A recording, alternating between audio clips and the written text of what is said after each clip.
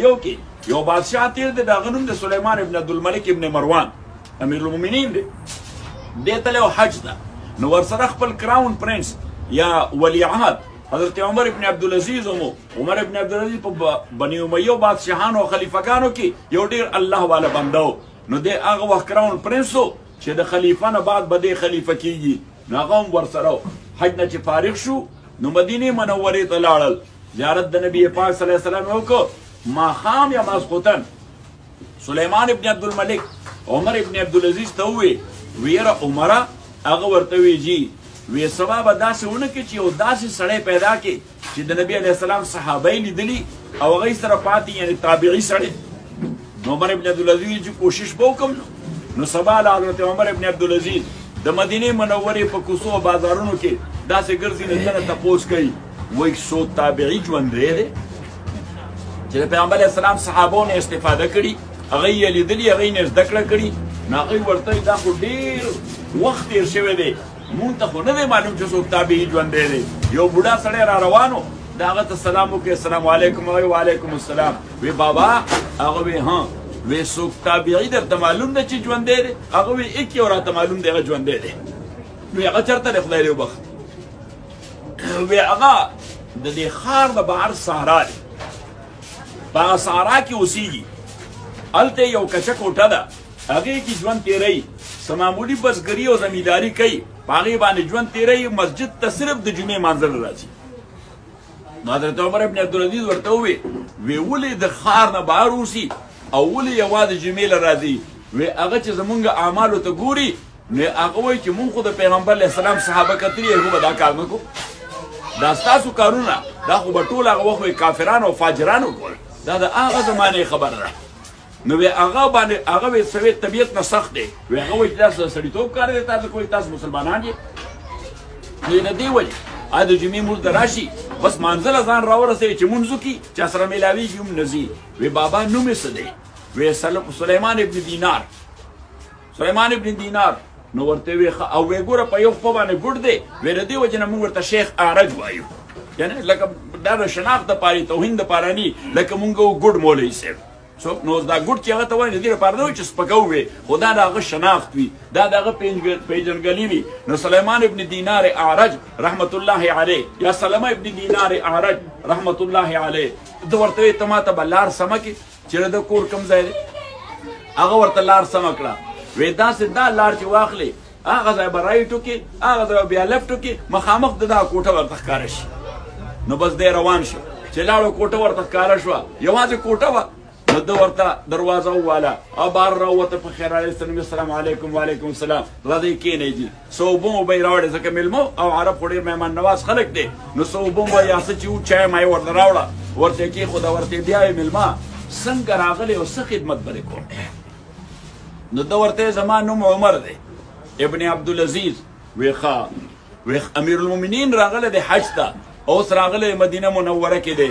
نو یې ما ته وی که څوک تابعي ژوندی وي چې ورسره ملاقات وشي نو وی ته به ما سره لاړ شي؟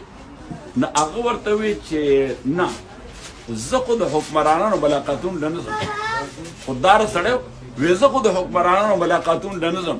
نو هغه ورته ښه بس ټیک ده. نو هغه ورته بس زه به لاړ شم. نو چې لاس ورسره میلاو کړو روان شو، نو اواز یې ورته ودرېږه. وی یو آیت مې ذهن کې راغی، وی الله تعالی فرمایي چې اطیعوا الله واطیعوا الرسول واولی الامر منکم، د خدای منئ، د پیغمبر منئ، او چاله چې خدای اختیار ورکړي او تا د هغه حکومت منئ، د هغه خبره هم منئ. نو وی چونکې ما وله بیعت ورکړی دی او دی مې امیر المؤمنین منلی دی او دی ما غواړي زه درسره ځم، نو ورسره روان شو. نو چې کله راغی نو حضرت عمر بن عبدالعزیز ترې نه وړاندې ورمنډه کړه او امیر المؤمنین بادشاه درې بریاعظمونو باندې حکومت دی. نو هغه یې ورمنډه کړې، دا مولوي صاحب خو ډېر د طبیعت نه ډېر تیز دی او دغسې مسله وشوه. بس بادشاه هم نیک سړی و، هغه نه سپلای په پښو کړې او نه ټوپۍ په سر کړه، دغسې په یبلې سرتور سره رامنډه کړه. خیر مقدم او په خیرالۍ ورته وویل ویره جي غلط فهمي وشوه، تاسو ته تکلیف وشو. ما ده ته وی چې ته ځای پیدا کړه چې زه ورته ورشم، خو دی زما په خبره باندې پوه نه شو، تاسو له تکلیف درکړ. راځئ جي. نو کښېنو. وی ستاسو به څه طبیعت ته کېږي؟ زما هېڅ طبیعت ته نه کېږي. وی څه اوبه یا څه خوراک یا څه چای؟ وی زه هېڅ نه خورم. هېڅ نه خورم. نو خو یې تا زه څنګه راغوستی یم؟ ویې نه جي زه به اوس هلته درشم. نو ورته په دویم ځل زما وخت مه ضایع کوه، دا یو ځل وخت ضایع شو، اوس دا هم ضایع شو، بیا به تا هلته راځې نو بیا به وخت ضایع کېدله. نو ویې چا چې څه راغوستی یم نه هغه راته ووایه. نو ورته یې ویې چې مالنه نحب الدنیا ونکره الموت.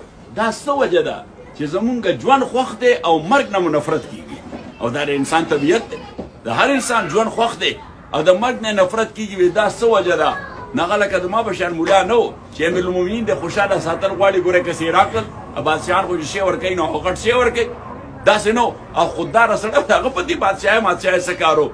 نو هغه ورته یې لانک خربت آخرتک وعمرت دنیاک. تا وې په ژوند کې صرف د دنیا فکر کړی دی او دنیا دې آباده کړې ده، آخرت کې دې څه آبادۍ نه دی کړی. څوک د آبادۍ نه روانۍ ته تلل غواړي؟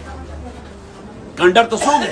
هغه خو روان کنډر دی ستا دپاره. نو څنګه به ستا خو البته وی که دنیا دې د آخرت دپاره روانه کړې وې او د آبادۍ دې هلته کړې، هر یو سړی وایي چې نوي کور ته لاړې، چې دا نوي کور ته. نو حضرت سلیمان ابن عبدالملک هغه داسې کته وکتل او په ژړا شو او بیا ورنه دویم تپوس وکړ کیف نعرض علی الله عز وجل، خدای ته چې زمونږ پیشي کېږي نو دا به څنګه کېږي؟ حضرت سلمه ابن دینار هغه ورته وایي که نیک سړی یې نو دا ستا پیشي به داسې وي لکه سړی په یو سټارمي نایټ او طوفاني شپه کې شپې اغستی او د خپل کور لار ته خطا شوي، کله یو کوڅه اخلي کله بله کوڅه اخلي، خو ناڅاپه غیر اختیاري طور یو کوڅې ته وردن نه شي او چې ویې کتل نو وړاندې اهل و عیال ناست یعنې اتفاقا خپل کور ته وررسېده. نو ویې څومره به خوشحاله یي؟ نو وی که ته نیک بنده نو چې الله له بوتلی شي دومره به خوشحاله لکه ورک اهل و عیال او ورک کور چې درته میلاو شو. او وی که ته ادر وی راونډ یې یعنې په بل اندازې نو بیا به داسې لکه وانټډ سړی چې پولیس له په لاس ورشي نو د بیا کم کیفیت وي. نو بیا یې ته درېیم تپوس وکړو وی زمونږ دپاره الله ښه څه دي؟ نو ورته وی الله ښه هر څه دي خو ستا دپاره څه دي؟ ته خپل ځان قرآن ته وړاندې کړه. نو ورته د قرآن کومې حصې ته وړاندې کړم؟ وی الله فرمایي چې ان الابرار لفي نعیم و ان الفجار لفي جحیم.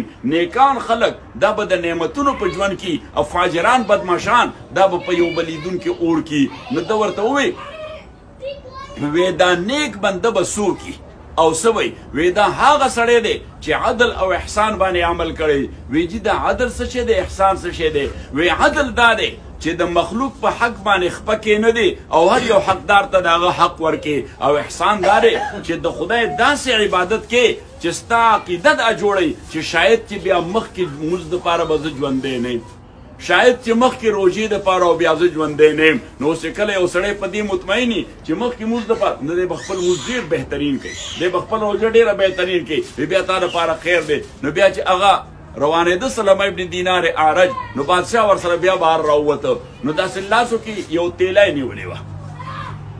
نو چې هغه تیلی نیولې وه نو هغې ور وی دا څه شی دی؟ وی دا چې معمولي غوندې هدیه ده تاسو دپاره. وی ته ماله دا هدیه ولې راکې؟ نو هغه ورته یې ځکه ته د دین عالم یې، ته د دین خودداره سړی وی ته د دین عالم یې. نو هغه ورته د مملکت کې نور علما هم بلا ډېر دي، دومره هدیه ته هغوی ته هم ورکړې.